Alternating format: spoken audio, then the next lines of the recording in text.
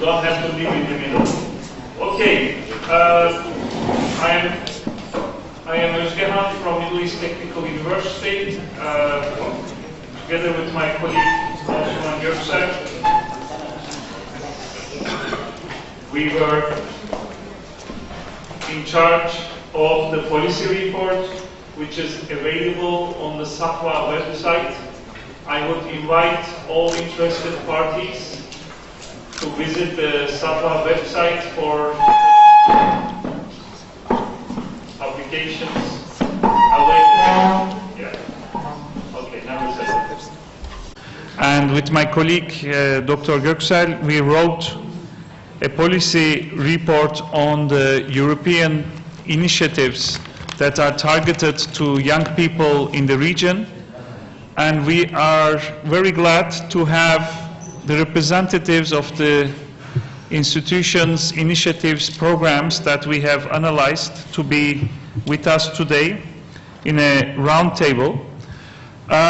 We had a very interesting and informative debate in the morning. I once again thank all the participants who spoke in the morning, although I see none of them are here anymore. So can somebody, if you see them again, tell them that it was nice they came and talked to us, and we appreciate their ideas.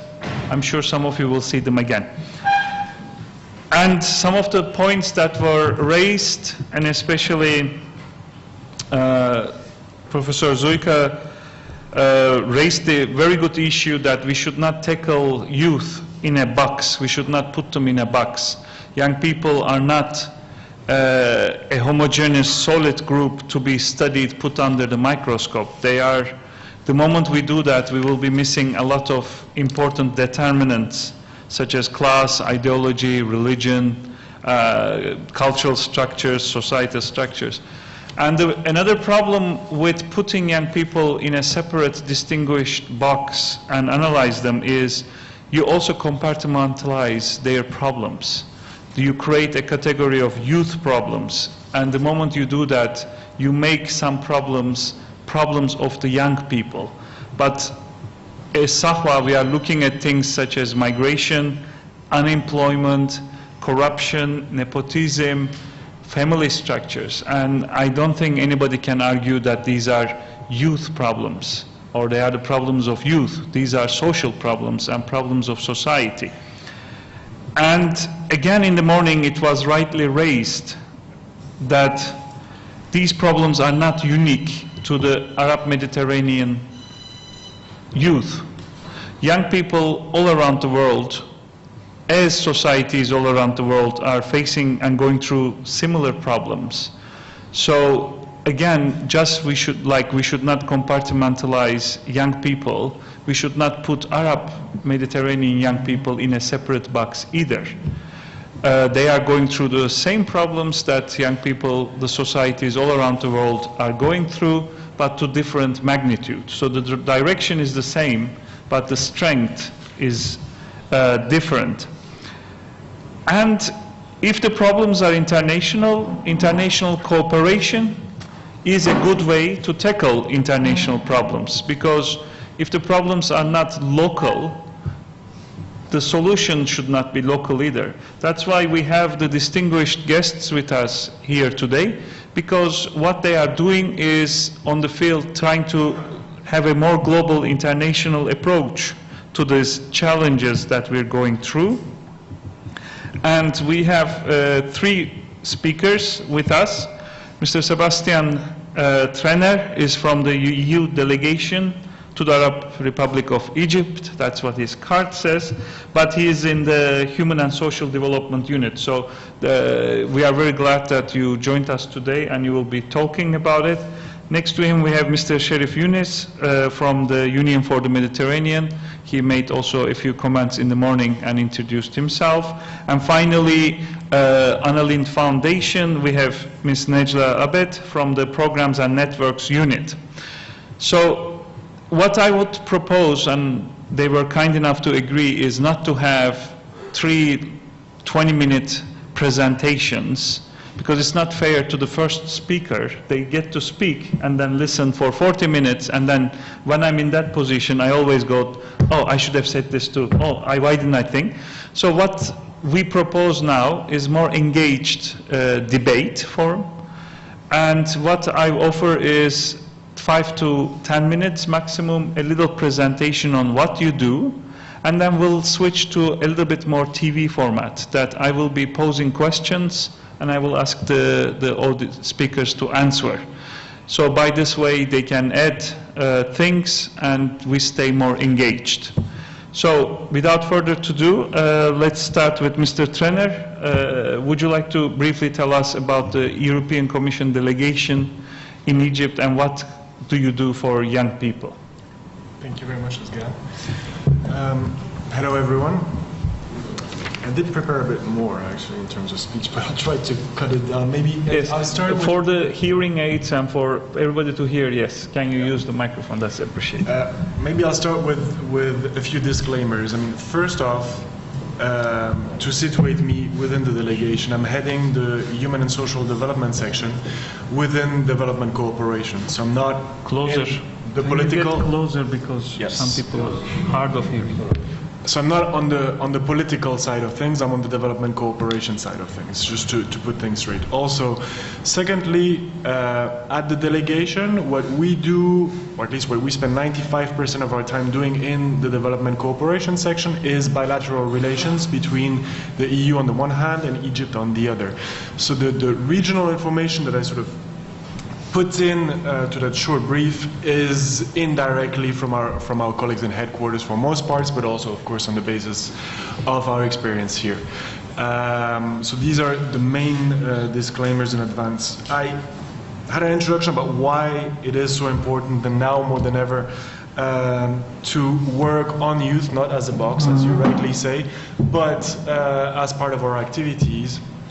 But I think, I mean, having been fortunate enough to arrive a bit earlier, I think all of this has been more than extensively tackled. I mean, the bottom line is that youth are facing many challenges that other segments of the population are also facing, but youth is disproportionately affected. And the goal is that youth is not left behind as sort of a separate segment of the population, that there is a distinction that is created between the sort of us and them being the youth, even though I guess I'm part of the us, but just as being part of the society. At the EU, we recently, so November last year, reviewed our European neighborhood policy. The particular aspect of youth, and I'll quote directly, inequality, a perceived sense of injustice, corruption, weak economic and social development, and lack of opportunity, particularly for young people, can be roots of instability, increasing vulnerability to radicalization, and growth, inclusive economic development, and in particular the prospects for youth, is highlighted as a key to stabilizing societies in the neighborhood, and if I may add, also within the European Union, actually. And in short, I think the youth inclusion challenge overall on both sides of the Mediterranean is more acute than ever, and governments have realized this. Now, it remains to be seen whether we, all of us, will be able to and willing to capitalize on it by creating an environment which will allow unleashing the economic, creative, and social power of such a dynamic and large part of the population. From the EU's perspective, the revised European Neighbourhood Policy, and I'll just shorten it to ENP, pledged to make a determined effort to support economies and improve prospects for the local population. For youth particularly, this will take place through a reinforced focus on jobs and skills. So this is sort of the call for freedom to hopefully find a job and contribute actively to society. An increased support for our flagship higher education program Erasmus+, a new emphasis on vocational training, and new incentives for what is labeled as brain circulation, which I think is a bit reductive in terms of getting it to one organ, but the idea of being sort of interactions between different humans on both sides. We also emphasize that involving civil society, especially youth organizations, in preventing radicalization will be crucial, and this point I think is particularly relevant in today's Egypt. Finally, our engagement with young people will be stepped up by creating partnerships for youth and by reinforcing our relation with all the people having benefited from EU finance activities and support. So creating networks of alumni, if you want, of people having benefited from our support. Now in practice, what does it mean in our day-to-day sort of work within the delegation? Similarly to other topics such as gender or the environment, youth is a multifaceted subject. It is not a separate box. As such, in the past it has been the subject of targeted programs, but it's now progressively being mainstreamed into our activities. And I know that mainstream is such a nice word, but what it concretely means is that we see it as more effective to target youth as part of our activities rather than to single out youth separately. At the regional level, this translates into a three-pillar strategy that aims at strengthening intercultural dialogue. For instance, we finance over half of the budget of the Lindh Foundation, and I'm sure that my colleague here will give more details on this, so I'm not going to get into more details, as well as our participation in initiatives such as the Union for the Mediterranean. Again, also more will be said afterwards. Second, boosting the access to, quality and relevance of education, and we do finance various different regional initiatives such as the Governance for Employability in the Mediterranean. Strengthening the capacity of youth, and that is the capacity of youth to be organized, to stand up for themselves, but also the capacity of them to sort of get organized across different countries to confront the realities that they're facing in the different countries. Two examples of initiatives in that domain is the Media initiative that puts together broadcasters, policymakers, NGOs, CSOs to devise creative new ways to actually better involve youth in media and media content. Because these days, a lot of information is available, but not much of the gatekeeping function is being done. And therefore, a lot of information is available, but not much guidance is given as to how to use that information and what information can be trusted and not trusted.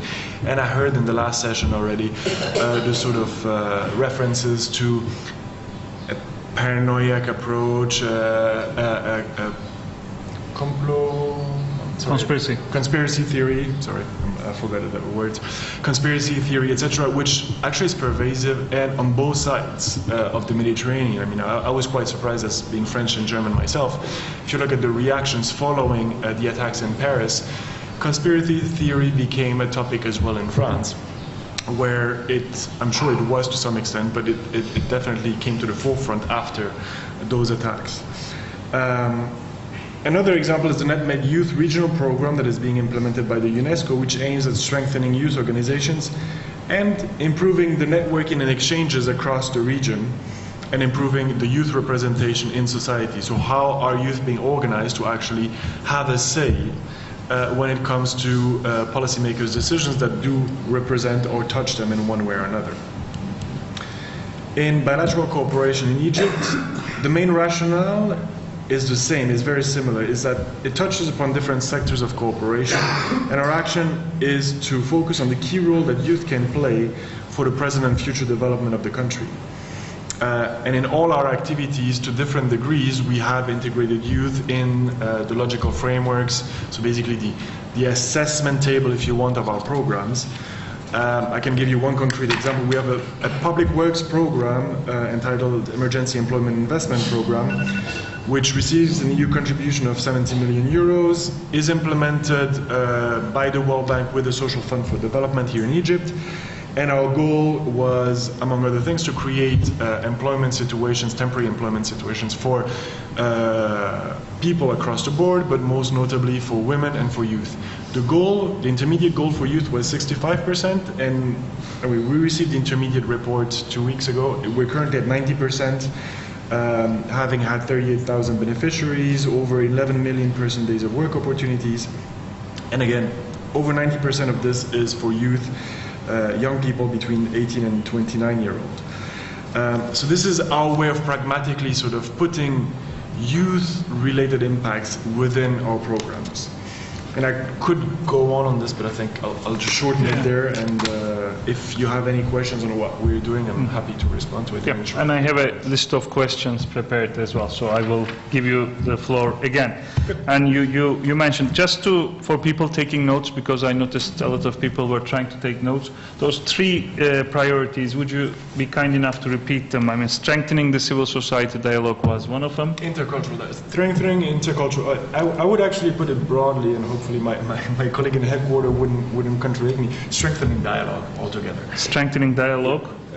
Boosting access to quality and relevance of education. So the focus on education being education, higher education, and technical education. I mean, all of it combined, of course. And then strengthening capacity. Okay. Across the board. Thank you very much.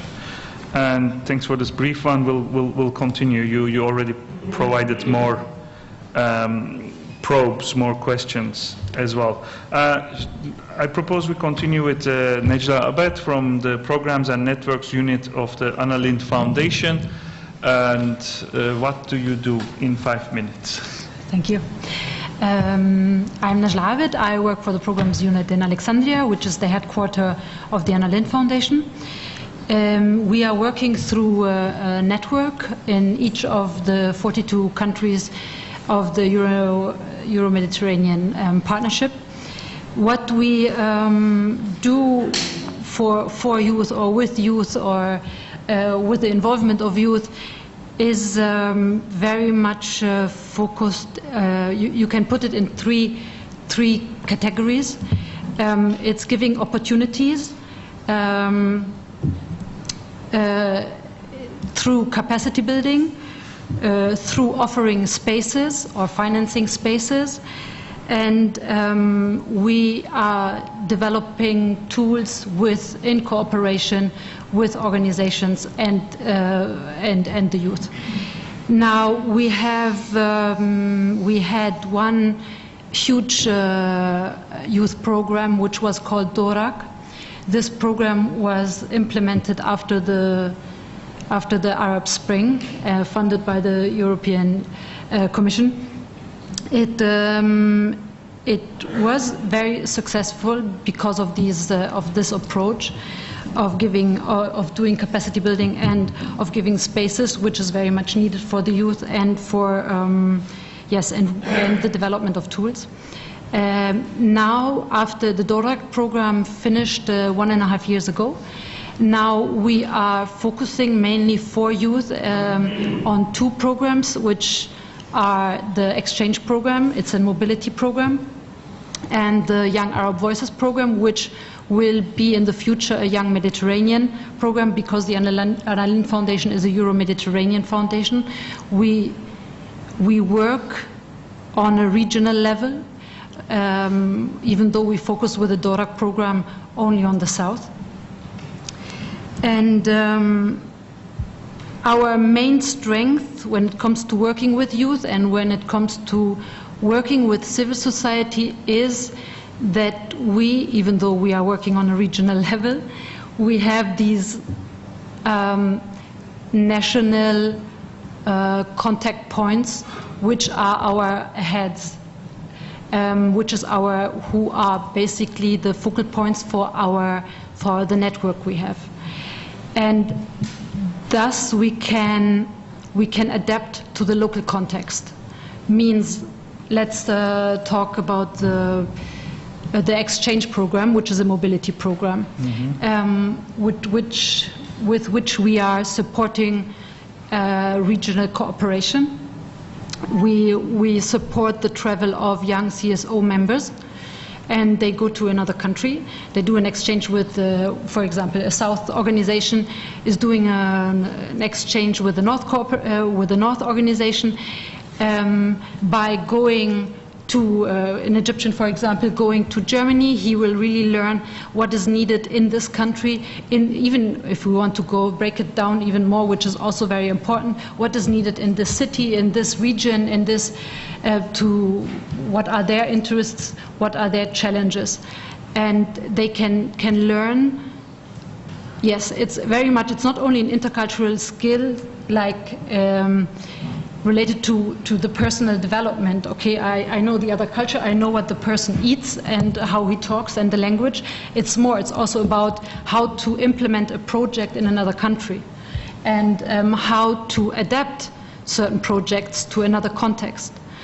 And we are doing this exercise now with this Young Arab Voices, which is a debate project for people between 16 and 25, whereas the exchange program, which is the mobility program, as I said, is targeting young people from 19 to 35. So also the age, you know, what is youth? Is it, there are different definitions, as we all know. Yes, these are the two main programs, and I will leave it like that. Thank you. Thank you very much. Again, you provided me with a lot of notes to elaborate on. And Mr. Sherif Yunis is with the European Union for Mediterranean, and the floor is yours. Thank you.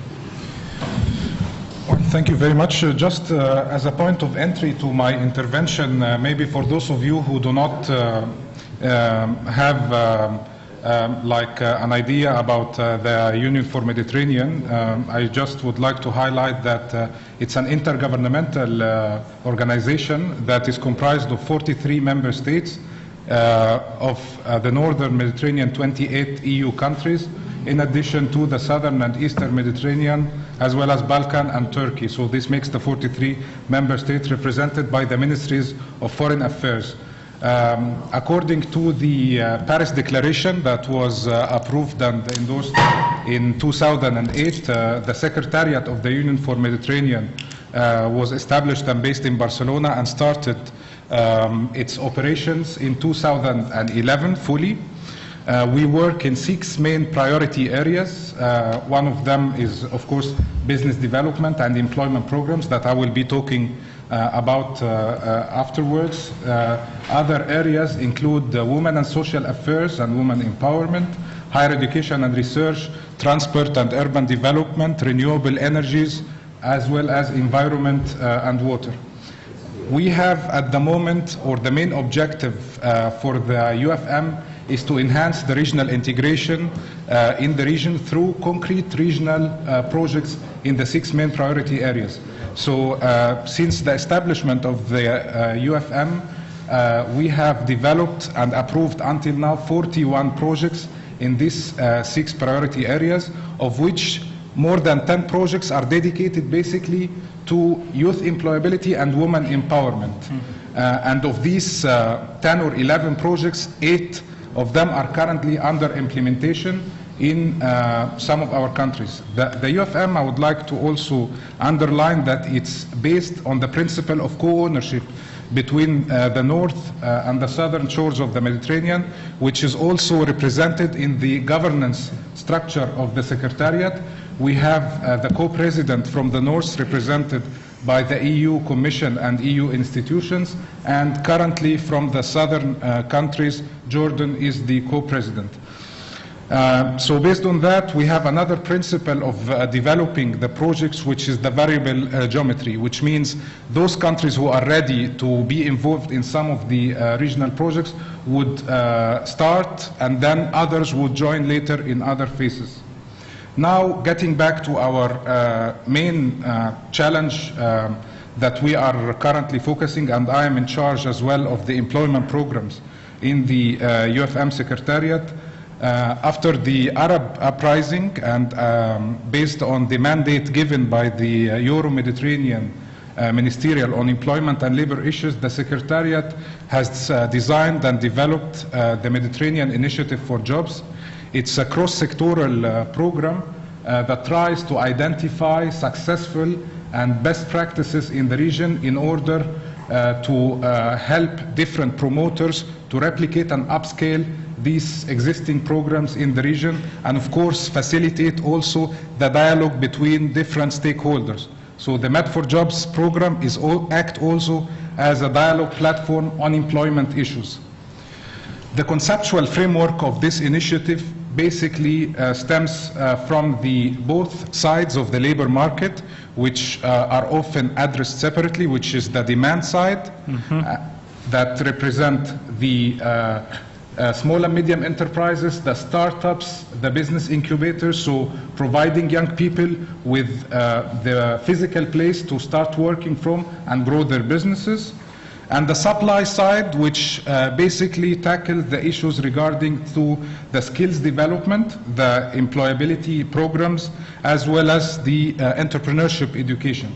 And between both sides, we have also the matching between the supply and the demand, and matching the skills according to the needs of the private sector in the market, because we all know that the job opportunities are basically provided by the private sector in the market, and that's why we work on the enhancement and improvement of, for example, the employment services in the market, job placement services, and in general job intermediation, which tries to narrow or close the gap between the job seekers and employers in the market.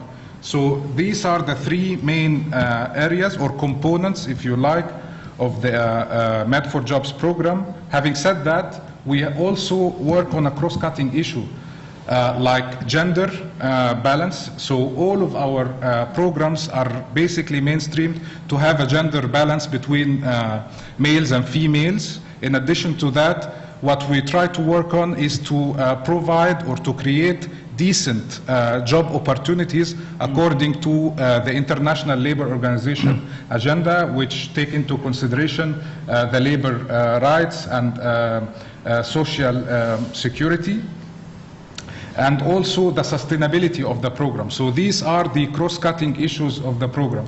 How does this work? How does this program work? It works basically in cooperation with different stakeholders. So for that, we have a circle of different partners that includes technical partners like European Training Foundation, OECD, UNIDO, and UNDP. And we have also other financial partners like international financial institutions represented by European Investment Bank, European Bank for Reconstruction and Development, and others like African Development Bank and Islamic Development Bank. In addition to, of course, universities, which play a very big role, and schools in this manner, and also the private sector, who are the basic or the major driver of creating growth and job opportunities in the region. So just to brief about the mapping exercise that was carried out by the initiative back in 2012, we have found out that there are already some existing programs that cover the two sides of the labor market, the demand and the supply, but there are less programs that covers the area of job intermediation, employment services, and that's why we are working right now in cooperation, for example, with GIZ on a development of a regional program that benefits a number of countries in the region in order to enhance the employment services in the region and labor market information, labor market observatories. So these are the main areas that we try to cover. Just to provide you with some numbers that is considered to be like the outcomes since the launch of this program in 2013 until this day. This program has managed to develop more than 10 regional projects, of which, as I said, 8 are under implementation, that serves 94,000 young people and put them in training programs from the students and schools, and also involve more than 950 trainers and teachers from the region, and support 4,000 young entrepreneurs, and help also more than 750 small and medium enterprise, which eventually will create around 5,500 jobs. If we all talk about the numbers, of course, if we compare it to the number of unemployed people, it's not enough, and that's why it's really important to scale up these numbers in the region, and this will be happen through the cooperation with all our partners in the region. Just to mention also some major partners who are the promoters of many of our projects, let's say that more than 70% of our projects are promoted by NGOs or civil society organizations, who are really one of the major forces behind the creation of these jobs in the region. I could definitely talk more about the projects, but I will leave it for later on. Just to provide you with some examples, we have what's called Generation Entrepreneur, for example, or the recruitment of young people in the Mediterranean, which works on the youth mobility between the northern and southern countries of the Mediterranean. We work also on the skills for women who did not continue their education, and provide them with some computer and language skills, and in order to help them to be integrated again in the market and to find jobs. So this is in brief what MED for Jobs stands for, and of course I will be talking more about it later on after receiving your questions. Okay. Thank you. Thank you very much. And this again shows what a timely and important panel we are having, because the three speakers, all the points they have raised are part of our research. Entrepreneurship, employability, mobility, gender issues are all part of SAHWA. So the researchers sitting around the table have been spending last 2 years on the field, theoretically working on these issues. So there is a very big match.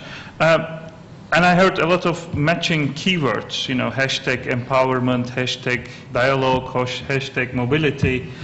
I would like to ask then, while we have you here, it would be nice to discuss a little bit on the kitchen, in the background, in the cooking, preparation of these.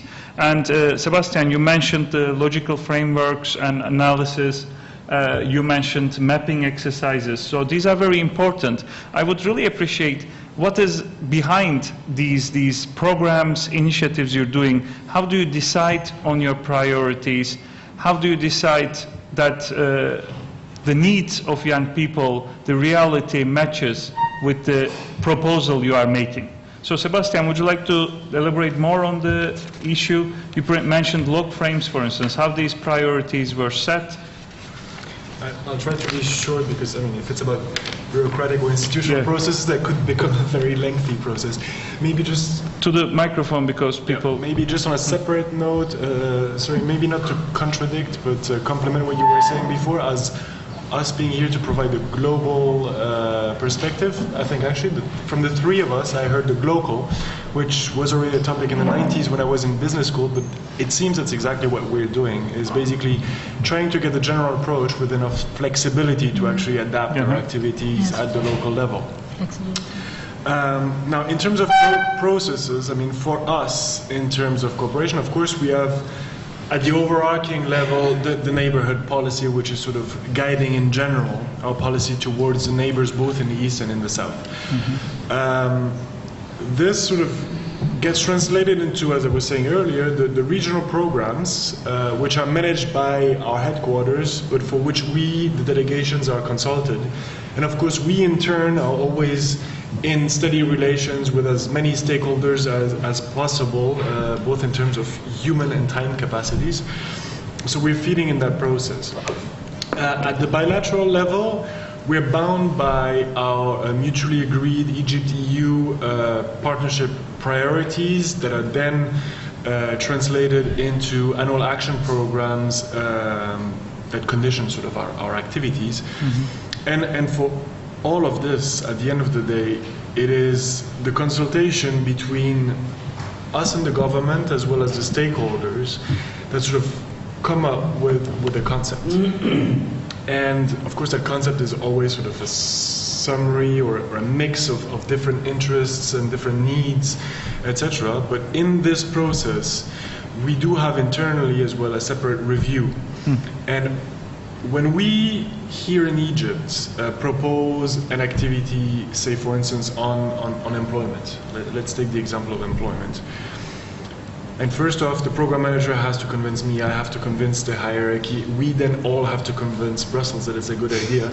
And by Brussels I mean, of course, our own DG NEAR, so the DG in charge of the neighborhood policy, But when we do the review of those concepts, there is a consultation of all the line directorate generals. So for employment, it will be the focal point for gender. It will be the focal point of the relations with the ILO, the decent work agenda, etc. It will be the DG employment that is in charge of the employment policies delegated at the EU level within the EU, and of course have the substance knowledge of what is going on inside the EU. And we have to address all of their concerns, critics, comments, etc. in the process. Otherwise, our documents cannot be approved and pass that hurdle, if you want.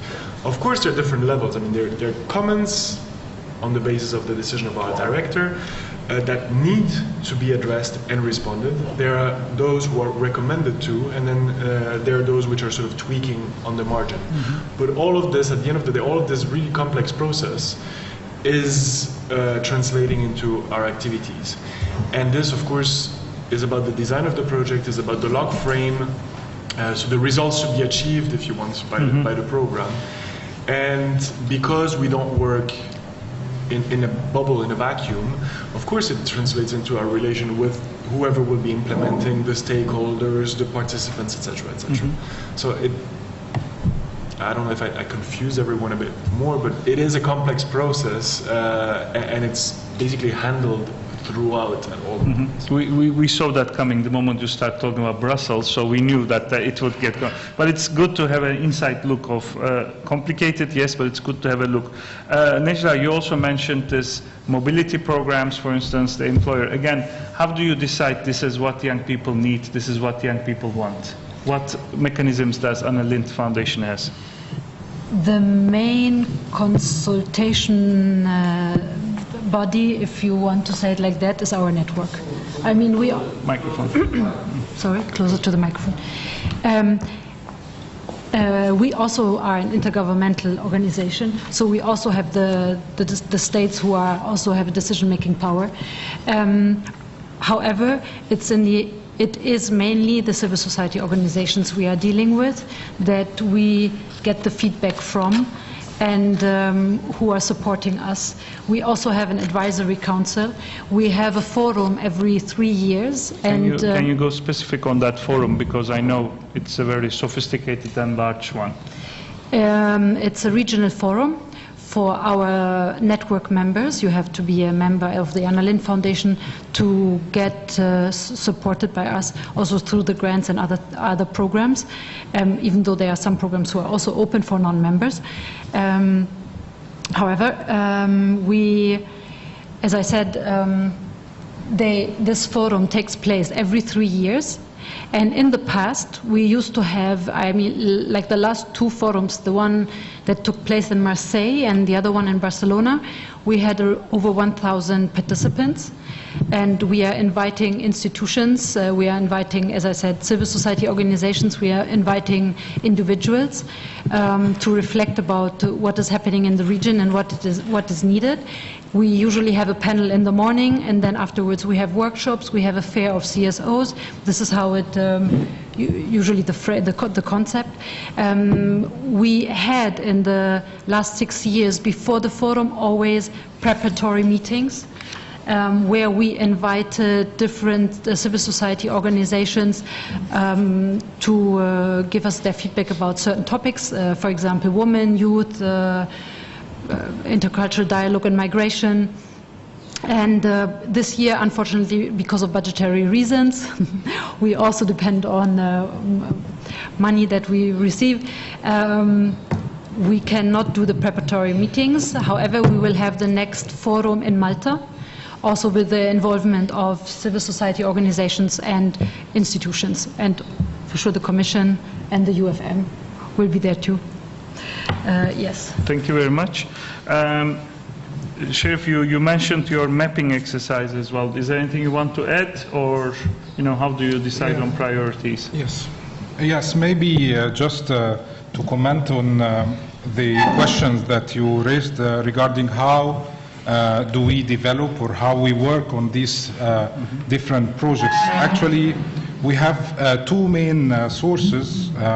The first of which is based on like a bottom-up approach, So it's based on local initiative that already raised and developed through our networks or partners in the region. So based on their existing programs on the ground and being very close working with the young people and women in the region, they discuss with us that we could work further in order to integrate some remoted groups or other like vulnerable groups in the society in a kind of concrete projects. This is from one side.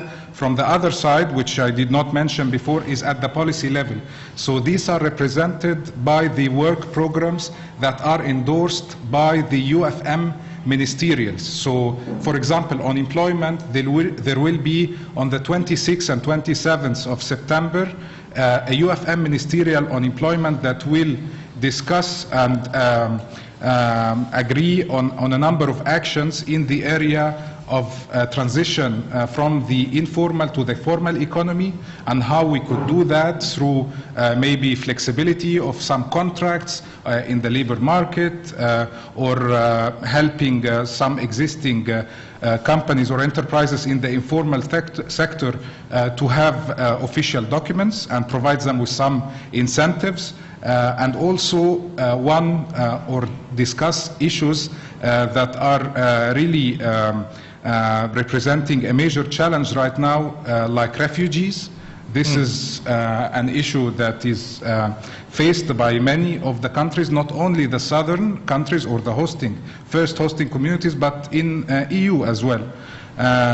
So these are the two main areas that we work on. So if you would say it's a mixture between like a bottom-up and a top-down approach. Thank you very much.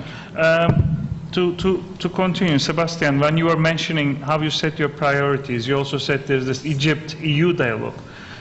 When you're implementing youth initiatives, youth programs, what are the mechanisms, what is the level of cooperation and communication with the national authorities you have? In your case, you know Egypt best, so how does it work?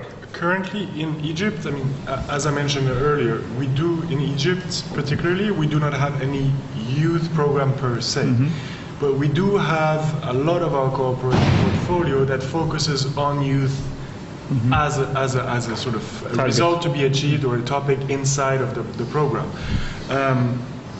Our dialogue goes formally through the Ministry of International Cooperation, but with the line ministries and the different agencies, depending on the topic, is constant because we couldn't work without their approval.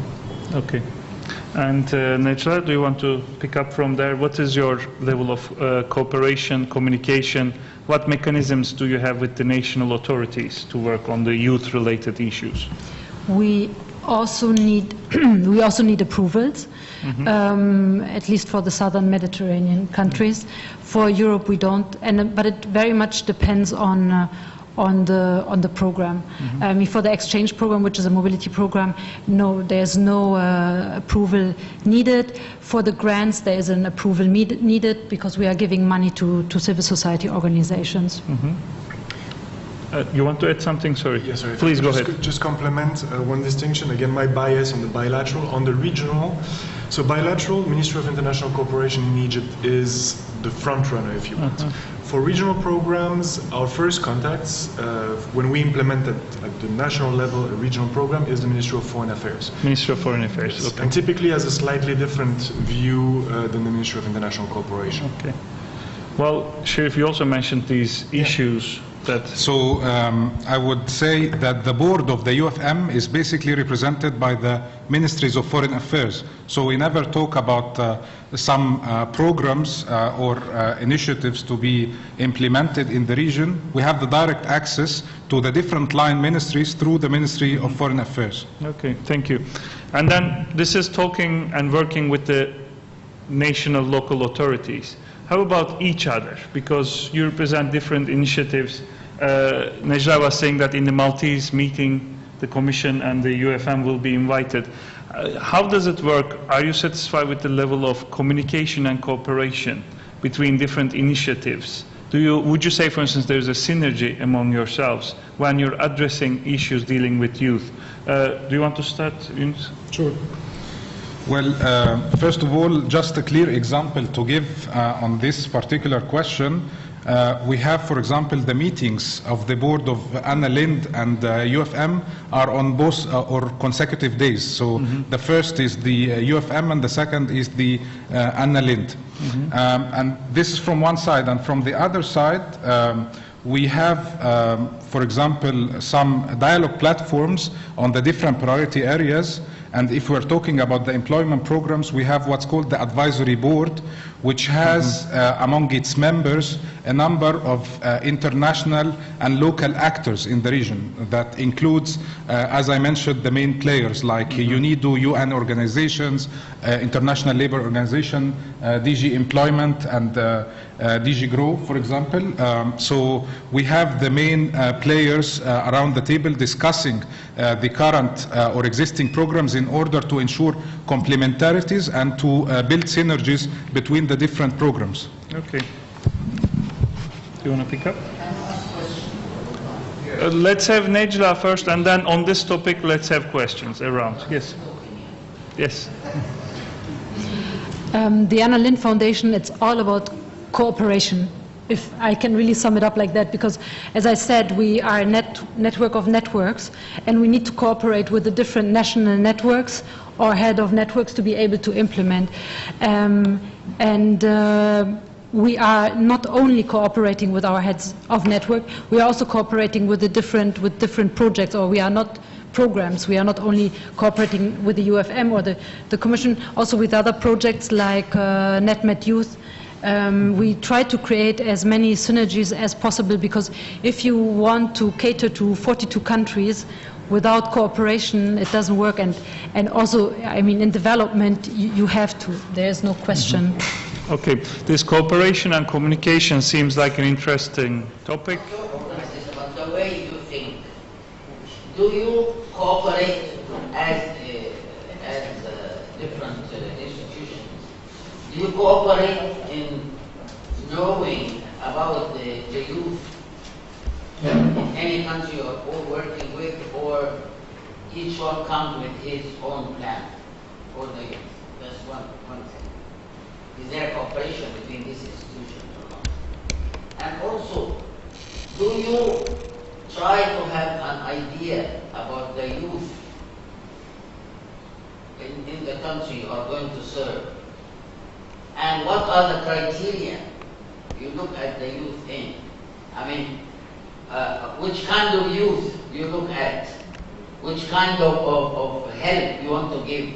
Which kind of image of youth you want to create? And does it have to do with your way of thinking and your societies as they are or there is something different for these other countries who are helping to do what? Helping to make them what? The youth. And also, of course, the youth in all our countries are not one category. There are lots of categories, and they all need help in different ways. So, do you have this in mind or not? And whom do you choose to help? Okay. Very No, then I come. No, just to say, Please. yeah, I have the point on the local level, because generally you're speaking about the regional level and the national level. My question, and really my question mark, is what's about the local level? Because now we are speaking about the decentralization, the local government, the local governance, and so on. And because it's very, very diversity to take into consideration. And Wait, I give you a rain check for the question. Yes, What's about local? just to introduce me to the panel, my name is Jochen Tummel, University of Bremen, Germany. Probably I have a delicate question in political terms. Whenever I'm abroad, I try to make a very short personal investigation on the country. And this morning, I'm very sorry about it, I missed the first session to meet a representative of one of the political foundations coming from Germany. And he or she told me a lot about the, let me say, of the room of maneuver. For those who do not know this system, in Germany, each political party represented in the federal parliament has a foundation paid by the German taxpayer, and the task is to develop civil society, especially abroad. That the room of, let me say, action is very, very limited and got closer and closer. And my question, what's about you? So What is the room of maneuver? You talked a lot about cooperation in a formal way, but I'm very much interested.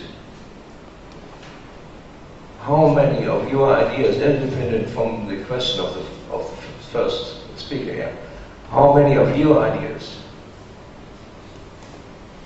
can you implement here in this kind of political environment? Thank you. Okay, so this is a good midpoint evaluation, and let's immediately start with, again, we have two questions left to right, let's answer left to right. To say, you know, when you design a program for a whole region, flexibility was used as a term. You need a lot of flexibility. Now, with a mobility program, you have this kind of flexibility because the person who applies to get supported by us, no, this person decides on what kind of project he wants to work, how long. I mean, we have a margin between 1 and 3 months. And this person decides also, in this application form, this person also needs to do a mini assessment of his situation, you know, to see if there's any kind of analytical background. So there are certain tools, certain programs that can give you the flexibility to adapt to the local needs. The Young Arab Voices program, okay, it's about transferable skills. And you are also giving, you are giving the young people, okay, in the different countries, you are giving them tools and skills, and then they start, after getting this first training and being part of this debate club, then they start to open their own debate clubs.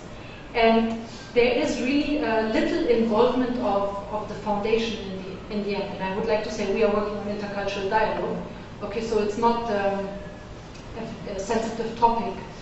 Therefore, I will not answer the third question. However, we can, when you design a program, you cater to support the different needs and the different target groups you have in this.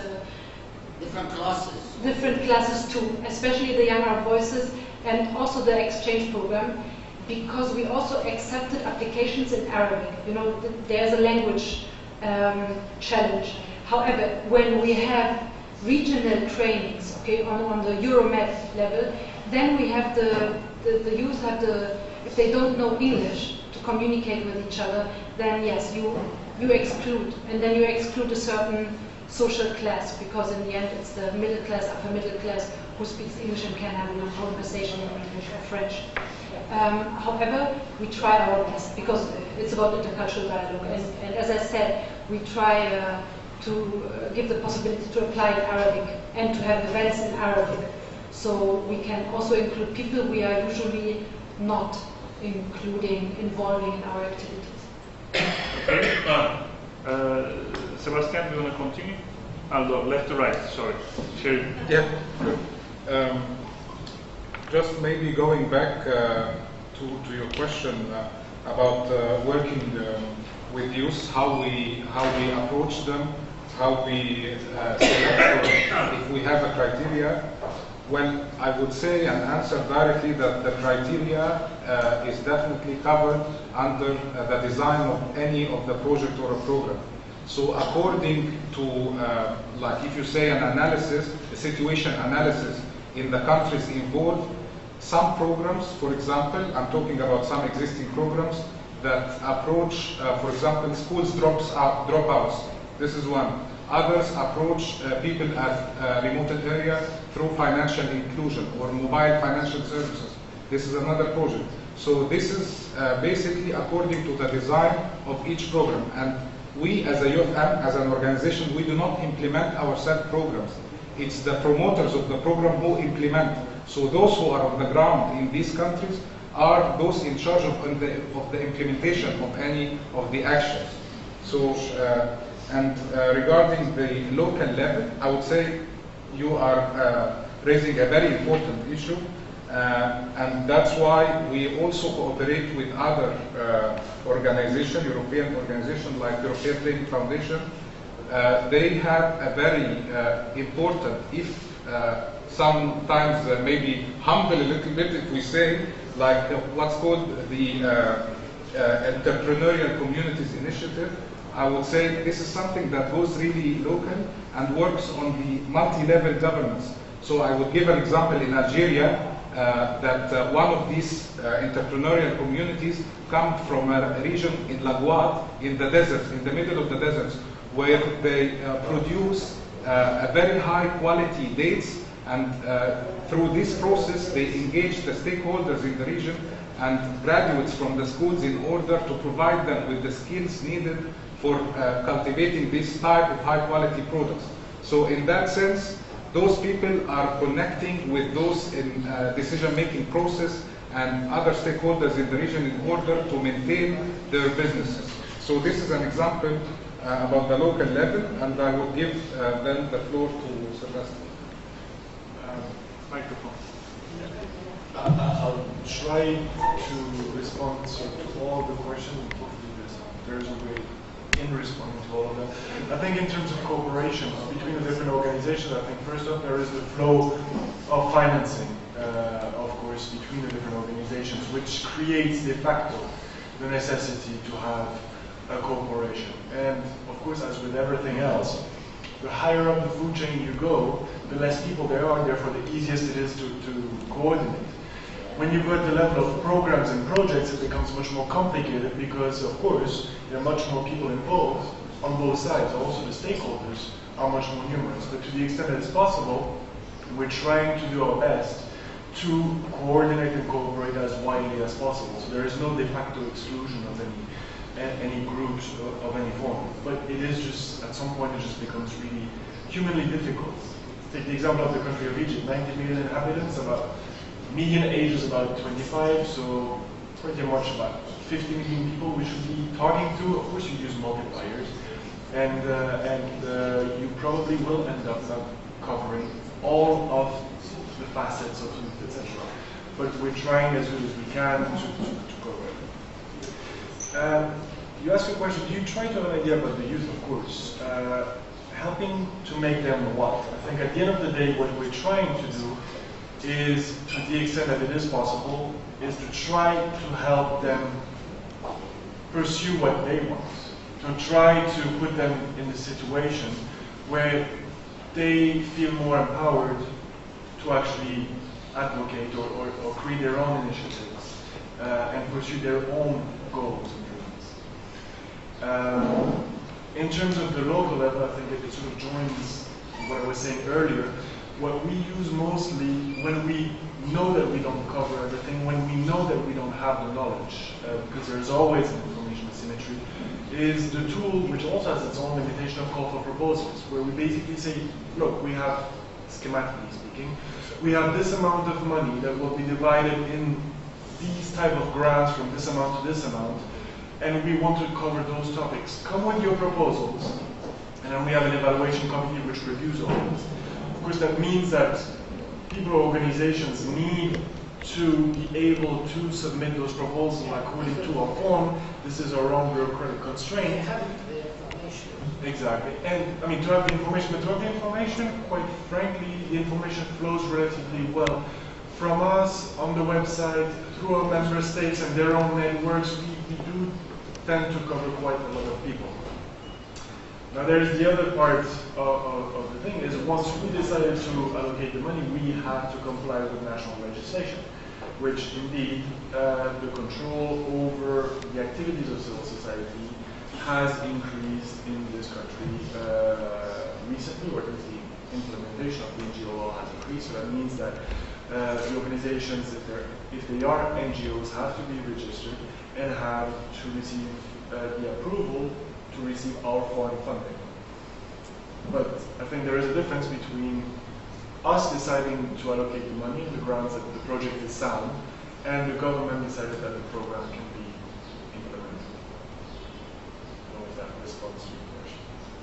Okay, thank you. And before we open the floor for further questions, I will one more round of questions for you all, because some of you mentioned it, and it's very interesting, I think, the sustainability and exit strategy.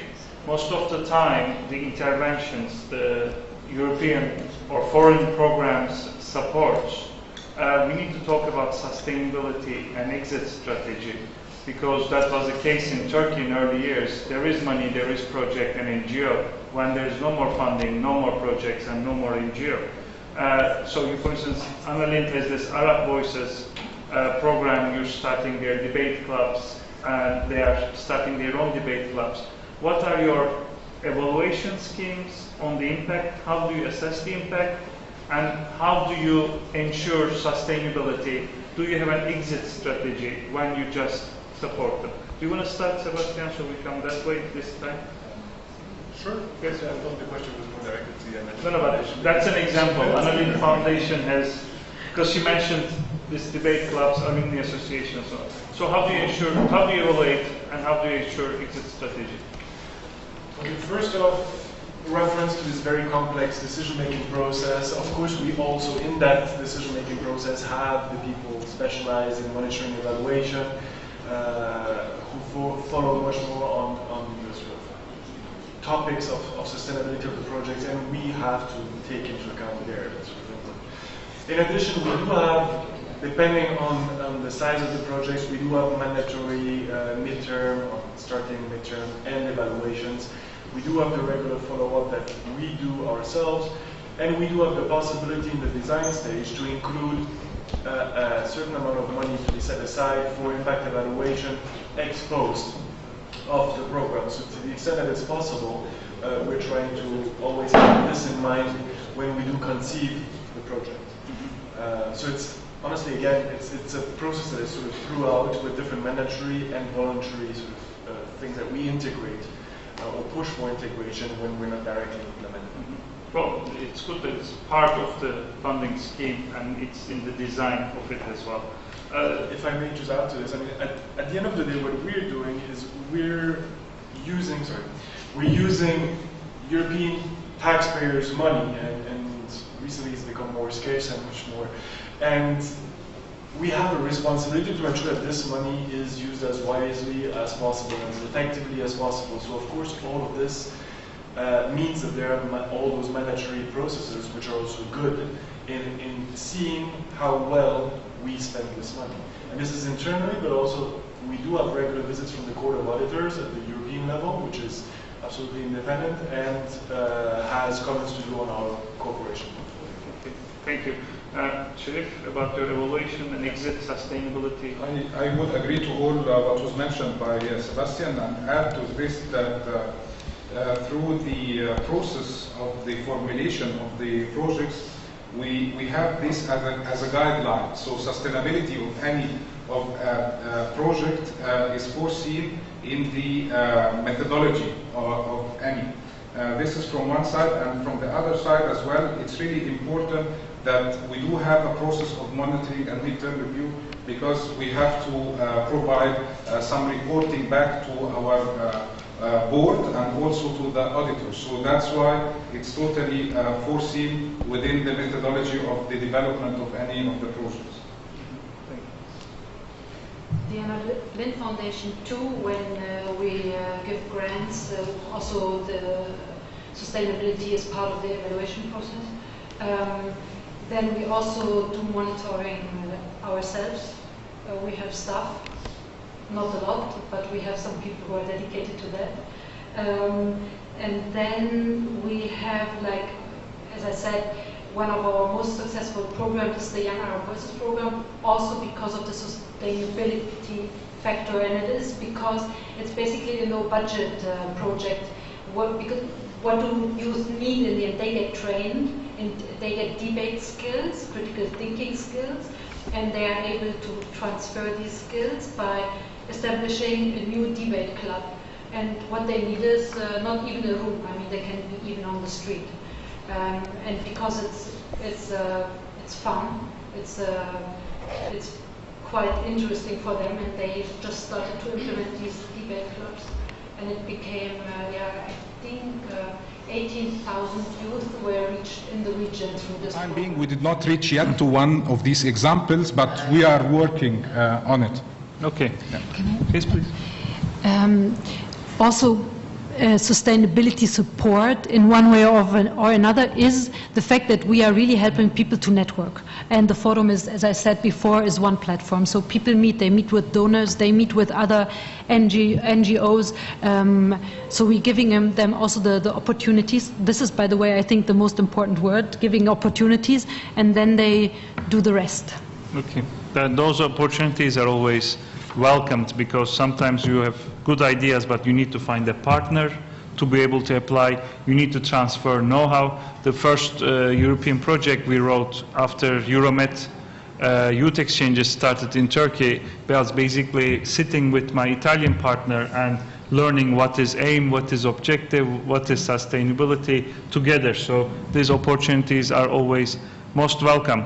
Okay, now this is the moment for any questions particularly, because our guests will hopefully stay for lunch as far as I know, so you can have, well, the Commission never stays, don't make faces. We are used to this in Brussels saying, I'm sorry, I have to save the world. Well, it's okay, we'll hold you for a few minutes if you have some questions, one-on-one networking, exchanging cards, because as I said, we have a very engaged and active audience, and it's very good that we come together. So questions and the comments will save for one-on-one, face-to-face time. You had a question, sir, I'm sorry. The microphone, please, because of hearing. Yes. Just a quick comment. Willing to increase its investments in that area. I think investments in education should be the priority now. I think it's more important than investments in creating jobs or political engagement, civil society, and so on. And I hope the focus, or there will be more focus on social science. I think the investments of the EU in that area is more important today, given that most of the educational cooperation programs with the US are practically frozen at the moment. Thank you. Thank you very much. Questions? You want to answer that in the meantime? Thank you. That's very easy in a way to respond. First off, since Erasmus Plus was created, overall the amount dedicated to higher education has increased. Second off, as I mentioned earlier, in the new European neighborhood policy, the focus on Erasmus Plus as a tool for increased cooperation with our neighboring countries has increased as well.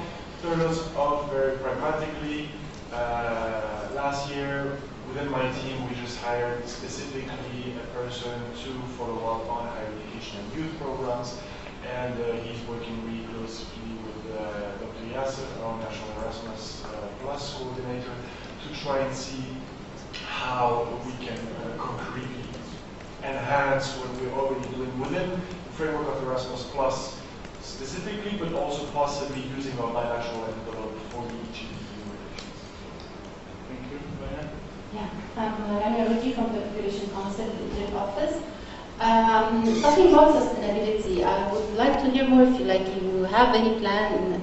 Do you follow back the participants after they leave the project, say 2 or 3 years in the future, to see how they really their their long-term effects of your programs? Also, I was involved with the ILO in evaluating or assessing the labor market, the active labor market policy that was conducted in Egypt over the last 5 years, and it was a surprise to me that most of them are more generic, don't have a specific target group. It was just youth, and only less than 5% were targeting, for example, women and specific subgroups. So I want to hear more about the gender aspects and why why only like when we're talking about, although like global evidence has proved that targeting specific group and also designing a specific program to a specific group is usually more effective. Why this is not always accounted for when we talk about maybe the region here? Thank you. Okay, let's start with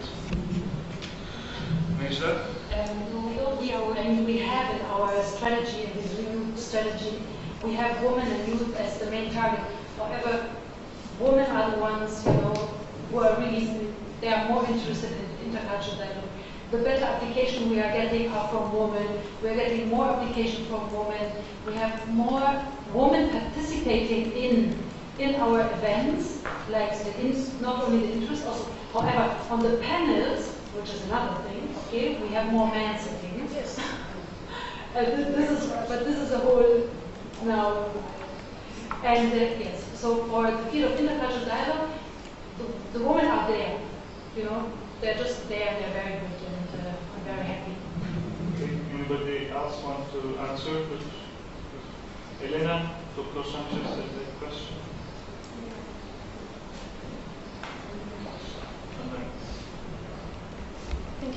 Thank you for your intervention.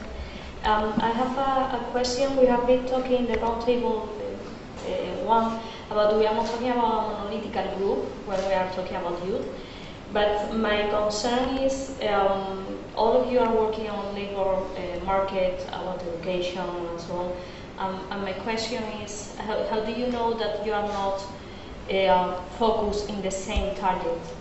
I mean, there are probably young people that are, are user of some of your programs. So they would like to ask you if you have evaluated this, if you have any analysis or any tool to measure which people are you arriving or are you addressing your programs, and if there is a continuous in the people that are working with you. Yes. How do you make sure different initiatives reach different people? The fundamental question. Anybody start? Or are you asking particularly to somebody? You're free to point fingers. Okay. Anybody who wants to react? How do you make sure your target audiences don't match? Overlap. Just as I said before, we have what's called the cross-integration between the different components. I'm talking about the Math for Jobs program, for example. So we have different pillars that we are trying to cover. And here, what we also do is that we bring the different promoters of the projects together so that we make sure that those people also talk among themselves about the different targeted groups in order to ensure a reach out to a large amount of people. Of course, every project is limited within its budget and cost as well. So in terms of scalability or reaching out to more people, it depends on the costs that are allocated for each of the projects. Nisha, do you want to answer? Do you have a criteria, for instance, not applying to more than one project, or do you ask them if they participated in similar programs before? We exactly do that. And we have a database. And if you ask now about their programs and our programs, as I said, we are working in the field of intercultural dialogue, and these are soft skills, and a very important one, also for the labor market, I think the most important one nowadays. However, I don't think it's really bad if someone who took part in our program takes part in their program, because then this is another dimension. And I want to No, if I may just add, in addition to this, of course, we do cross-read some of this possible information as well. And finally, just to rebound on what you said, our focus, of course, being development cooperation, is more towards the borders, which have multifaceted needs. And maybe just to do an analogy, for as half French as I am, I always prefer English gardens where we a mix of everything. And if there is a way to contribute to increase the well-being of a person through different actions targeted on their different needs, to the extent that it doesn't create overlaps. I personally don't have. Yeah. And while we are having the microphone to Kadir, let me also add that this is a phenomenon scientifically evidenced that in European programs over the years we have seen this kangaroo participants who just keep building up their skills, because in the beginning they always start with short, safe exchange programs, and then 5-6 years later you see them starting their own organization or making their own programs. So this is something, if managed, can lead very productive results. Peter? Hello, my name is Kari Mais. I'm representing the Finnish Youth Research Network. And because I was lucky that in the mid-2000s I was able to see the development of Untitled Foundation. I'm also a member of the Finnish network. I've been quite inactive last years, and of course I've been also participating in Euronet civil platforms in Marrakesh and Marseille. I've been a little bit interested about how the... But one great question that was lacking, actually, what we have been also speaking here today, is that we were always speaking mostly about the challenges in the southern part of the Mediterranean. So when there was also a question like you're helping people to become what? So could you a little bit, for example, show about or give us some examples of what kind of work you are doing in the northern part of the Mediterranean or in the Europe in general? For example, we have huge problems regarding unemployment of the youth, and at the same time we have a raising of xenophobia. And do you have any kind of programs for that kind of challenges? And also I could relate the question regarding what Elena was asking at the same time, and how do you, in a way, profile those programs? This is a question directed to... Actually, I could direct it to the Untitled. Yes. And let me use this opportunity as well to give you the floor if anything you want to add in addition to answering this question, because I've been quite asking my questions, but I'm sure you have something to add. So this is a moment you can answer his question and also address anything that you want to share with us. Any preferences? Who wants to start? Share, please. Okay. Thank you. Yes, if I understood well your question, you're asking about programs that are being implemented or developed in the EU, for example? Okay, so maybe I will just highlight the issue of the unemployment, or the challenge of the unemployment, that it's not only in the southern Mediterranean. I would mention a figure that youth unemployment in Spain reached up to 50%. So it's shared between both sides of the Mediterranean.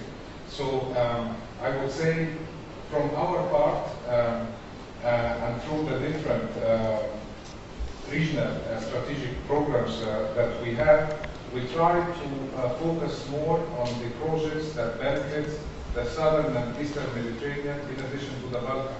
Because within the EU there are some mechanisms that work specifically on these topics with different organizations and partners. So that's why the UFM is basically in order to help or to enhance the cooperation between the North and South, and try to develop more regional programs and make a kind of a transfer of knowledge, or also cooperation between North and South, but also South-South. So I can give you some examples of some existing projects that we have really successful programs that was transferred from Jordan to Egypt, Tunisia, and Morocco. So it's not only the flow north-south, but also south-south. And this is also what we're trying to do within some other projects that work on trade development, like within the framework of Agadir Agreement, for example. This is in general what I would like to mention here. Maybe Najda, you have something? As I fully agree. Now, I can also mention the Young Our Voices program, which will become the Young Mediterranean program. So it means it's a southern Mediterranean program that will be implemented now in the north. And you know, at this Young Arab Voice program, you choose, or the young people choose the topics they want to discuss and to debate. And so I don't think there will be any, I'm sure it will be also very successful in the North. We want to use these terminologies, now we have to argue about the terminology. For the exchange program, which is giving skills for people how to implement the project, which is very, very important. We have very good examples of how a southern, like also we have something in Jordan called FATFIT. FATFIT is a project where they put some papers, a big banner in the streets, and then they involve then they have certain questions. Usually they are policy related, and then but there is a methodology. They are not just taking someone from the street and telling him, please give us your opinion. Okay, they train the people and then they engage in a discussion or in dialogue, and then they write their opinion on this banner. And when the Italian participant went to Jordan to be part of this project, and he went back with the Jordanian and tried to implement it in Jordan. It was in Italy. It was not possible. Okay, and then they adapted the whole thing. Even though the public space is in Europe a free space, you can do whatever you want. They had to adapt it. So now they are, and it was in the end very successful. So no, there are a lot of southern projects that are really being successful in the north. And we also have South-South projects that we supported. However, I have to say, which was very interesting during the Dora, that rarely Arabs were interested in South-South mobility. And I think in higher education there's the same problem. Usually people want to go to the north, even though they can learn really a lot from each other. Thank you.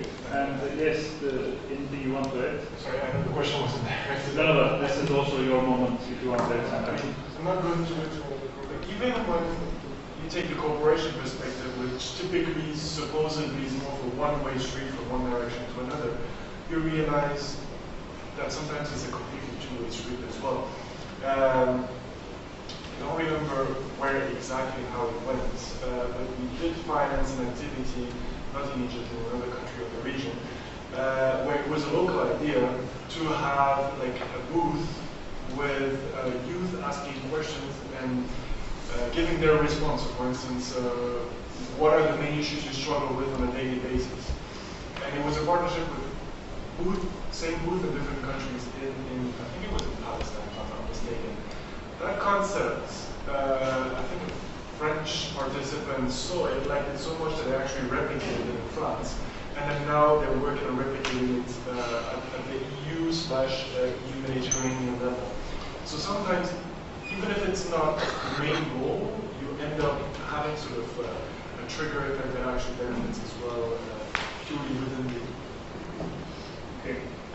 Thank you, all three speakers, and I'm sure there's still a lot of interest. This was a very lively session, and over the years in Europe, one of the priorities we have always given is to establish a triangle, which is research, policy, and practice.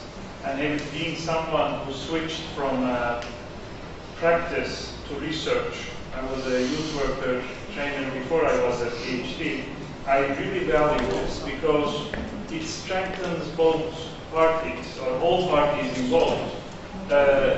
When we do things in the field as a youth worker, we don't know if it really works because you are there at that moment. And only through research you can understand what you're making is really making a difference. And there is also this debate on evidence-based policy making. But we also know sometimes it's policy-based evidence making. So it's good that the researchers are in touch with the practitioners, but we don't fall into this trap that just because entrepreneurship, for instance, is a catchphrase, we don't go and start producing evidence that it works. We just have to check the reality. So this session is important, and SAHWA is an important project trying to bring policymakers, practitioners, and researchers. You might find it interesting that we are about to release 2 handbooks on entrepreneurship, and I can give you more information about it. It was presented yesterday. So we find it very useful that you came and we are in dialogue. This triangle needs to be strengthened in this region as well, just like anywhere else. And I thank you all for coming and sharing. And it's a two-way street, so I'm sure that people here will have a lot to share with you as well to improve what you're doing. And this is officially the last session before we have a lunch break, and we will convene in the afternoon. I thank everybody for participating. Let's give a round of applause to the speakers for the good work and the